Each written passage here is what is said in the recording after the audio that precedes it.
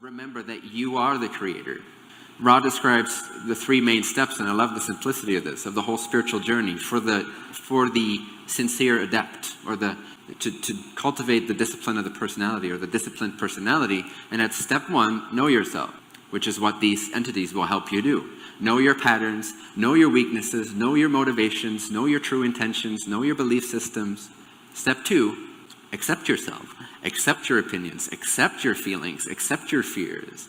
That's not the same as saying indulging it, right? There's a difference between indulging your belief system or accepting it as it is and witnessing it release itself. So step one, know yourself. Step two, accept yourself. Step three, become the creator. Okay, and this is really my passion. There's a lot of spiritual teachings out there which are so necessary, but they're not my highest excitement to teach. But those are about self-acceptance. Accept yourself as you are. Love yourself as you are. Absolutely crucial, completely crucial. And when you get sort of past that point, and it's a dangerous proposition to even say past that point, because you do got to continue to pay attention, obviously. But when you get past a certain threshold of self-acceptance, of self-love, and you can show up for your life without fear, or with very little fear and distortion, now you are ready to become the creator. And this is really where the work of the adept begins. This is really where we're talking about meditation and penetrating the veil and really knowing who you are and applying your will in ways that are completely in alignment. Or even beyond that, dissolving individuality altogether. Start exploring the end of your individuality and merge with God. It's not necessarily a desire everyone has, but some people do have that. And the fearlessness that comes from that, to really become the creator, at a certain stage you need to dissolve your individuality, because as Ra says, still, we seek the lessons of seventh density, but still to this day, we are Ra. Meaning, there is still identity apart from the creator. Even though they know it's all unity and it's all inseparable, it is still filtered through a center of individuation. Now, you, even as a human being, third density active, or yellow ray active, as Ra would describe it, you can gain awareness of these higher, super high density lessons and learnings, and they can be integrated while you're physical.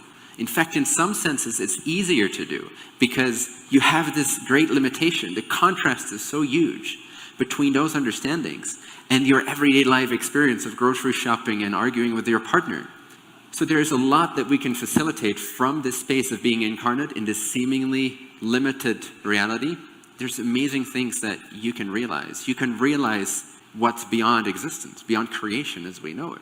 You can realize the one, or the absolute, as I call it, which would be eighth density, in my opinion, eighth density understanding. You can actually, even though Ra says they are still plumbing the mysteries of that, or they're still trying to grok that, you can already have direct realizations of these super high level states. And so that's part of my excitement, part of my passion, is to become the creator, have people experience more and more themselves as the creator, and less as this perceived body mind with its story and its narrative. Sure, that's all included and that's all accepted, and it plays a certain role. It can even be exciting, but to know yourself truly, and to know yourself not only as this, but also as the creator. I mean, it's crucial, and there is no bliss like it, because it's immortal, it's indestructible, it's fearless, it's loving, it's all-inclusive, it's beyond, it transcends. So when you start realizing that actually you're not the body, you're not the mind, you're not the person, those are all thoughts, and they weren't there when you were born. They were added onto you. How can you be anything added onto you? When you start to dive into and merge with this primordial, pre-linguistic existence, the purity of who you are, and you start to dissolve in that and dissolve in that and dissolve in that, you start to become that, become that, become that. So you become more vast, more eternal. And so you start realizing that truly, experientially, not just as a concept, like, yay, unity. No, actually, I experience you as myself. That all is the one infinite creator playing with itself. And then really what comes up is, why so serious? You know, start having fun with this cosmic play, because the positive and the negative, it's here for a reason. It's amazing. It's so much fun. Would you ever go to a James Bond movie without a villain, where he just sits around and has tea with his Bond girl?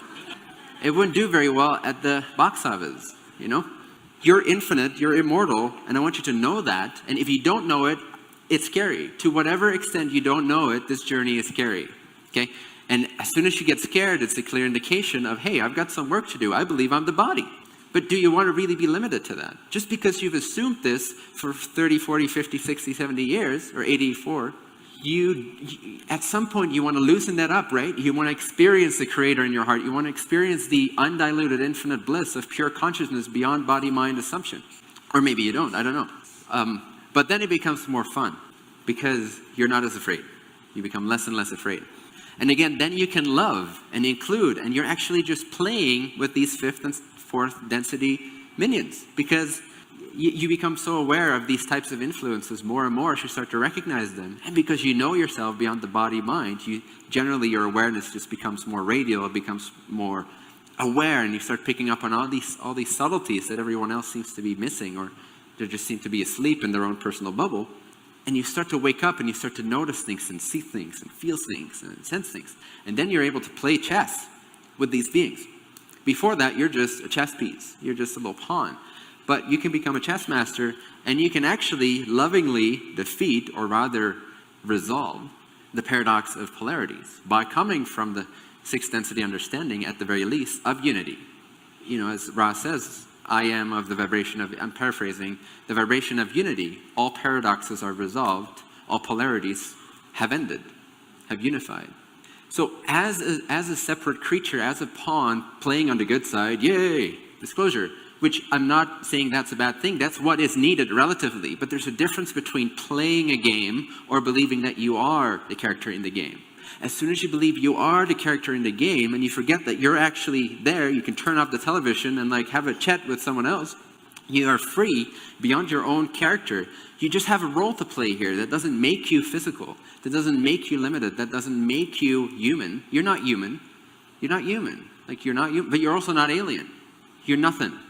And in that, you can comprehend everything, and that's where love can flow from, and that's where an indestructibility can come from, and that's where all polarities can resolve themselves. And that's where violence and hatred will cease in your very presence. It doesn't mean nothing can ever happen if it's relevant for your character to go through that experience, or for others to experience that in your presence, but you will literally find that things just like don't happen around you as you start activating that frequency of love, of resolving the polarities, of not feeding into that game. So this is a tricky balance, because how do we fight for disclosure without fighting? You know, how do we become Gandhis in this whole disclosure operation? I believe it is only possible through loosening up identification with the body, the mind, the person, the ego, the assumption of who you are. There's just no other way. Every piece of information you get is secondary to your nature, to who you are, to what you are. And so you'll be filtering that through whatever identification you have. And so the very identity of who you are needs to be explored. Hence, again, thank you, Ramana Maharshi's proposition. And if you have never heard of this guy before, you've heard of him twice now, so pay attention, because you do believe in synchronicity. You may not believe in me, but you believe in synchronicity. Ramana Maharshi, look him up. Okay, who are you?